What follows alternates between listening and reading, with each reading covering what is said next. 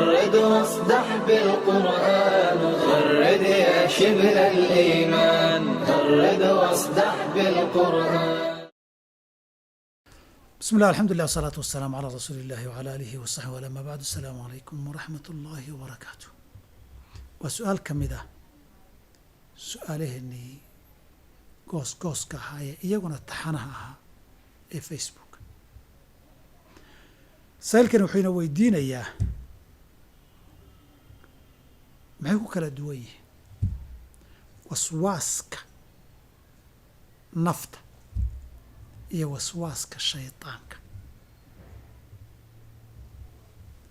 si kale haddaynu nidhaahno shaydaanku waxbuu amraa, naftuna waxbay jeclaataa ee amarta.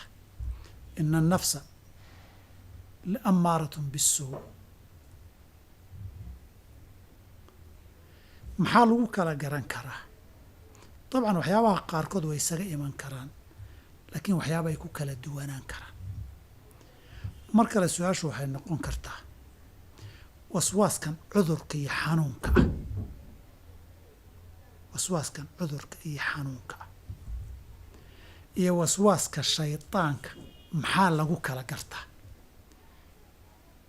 dabcan wax badan bay culimmadu sheegaan ama dadkan dhakhaatiirtii ay sheegaan. waxaa iila koobnaa oo dadku ay wada fahmi karaan markay tahay wax nafta ah.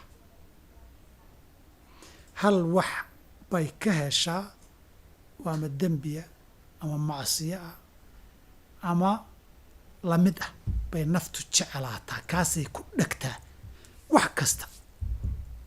waxaasay jacaylkii nafta weeye. markaasoo kale waa laga yaabaa shaydaankuna inuu ku lamaanaado hadduu macsiyo yahay. waxaa naftu jeclaata inuu macsiyo yahay qasab ma aha, inuu dembi yahayna qasab ma ah. magaaluu qofkan iska jeclaanayaa inuu joogo, waddan buu iska jeclaanayaa inuu aado.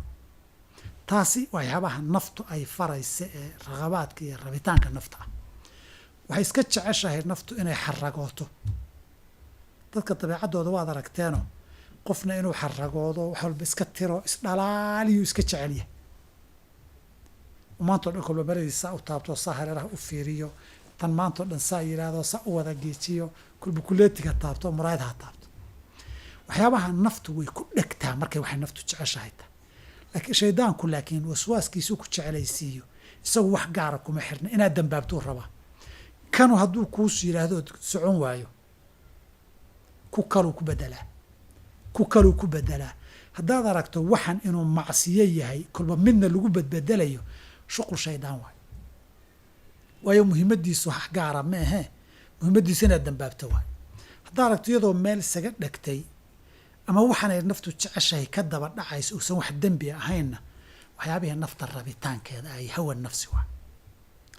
midka waswaaska ah iyo midka shaydaankuna dikrigaa lagu kala gartaa. shaydaanku sidiisaba midka uu wado waa miduu ama macsiyo kugu soo celcelinaya inaad samayso, mar caqiidadaadi iyo nabiga wax ka sheegayo, ilaahay cay iyo tan maxay tahay, tan diin maxay tahay, macsiyadan jacaylkeeda iyo way.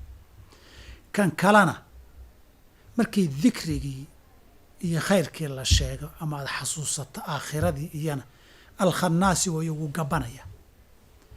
waswaaska kalena waxaan marnaba ku daynaynin weeye. wax walbaad ka shakiy, waxaan ma dhagaxba mise waa geed, waxa soo socda ma hebelba mise waa hebel. qofkan hebela markuu ku lahaa muxuu rabay, maaduu kuu dan lahaa, iyo wax guduudan markaan arkaba anaa ay dili rabtaa. waxyaabahaasoo kale waxyaabaha maradka iyo xanuunka awey. halkaa ka sii wado adigu wixii intaa ka badan qofkii cashiro ka badan rabaay, culimmadana ha u tago, tabiibka nafsiga ee dhakhaatiirta cilmu nafsigana ha u tago. kadib ha kala fiiriyo, tilmaamahay kala bixinayaan, in badan bay kala duwanta. meelaha qaarkood naftuna jeclaata macsiyana tahay, naftii rabitaankeeda isugu yimaadaanna way dhici kartaa. in qofkii waswaaska xanuunkaa qabay shaydaanku uga faa'iidaysta weysadii iyo tahaaradii iyana way dhici kartaa. billahi tawfiiq.